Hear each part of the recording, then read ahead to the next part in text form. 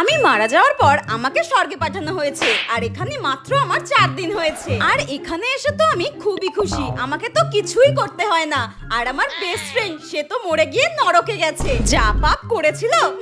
আর স্বর্গে তো সারাক্ষণ খাও দাও ঘোরো ফেরো আর সুন্দর করে সেজে গুজে সময় হলে দেবতাদের সামনে নৃত্য পরিবেশন করো। আমি দেখতে এতটাই সুন্দর ছিলাম যে আমি স্বর্গে আসতে না আসতেই আমাকে অপ্সরা ঘোষণা করা হয়েছে।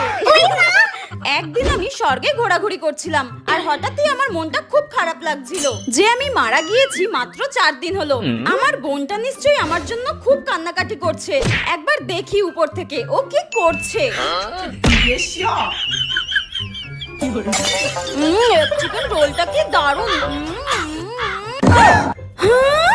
আমি মরেছি মাত্র 3-4 দিন হয়েছে, আর এর মধ্যেই আমার বোন আমাকে ভুলে গিয়ে এক চিকেন রোল খাচ্ছে দোকানে। দাঁড়া, একবার যদি পরের জন্মে ভূত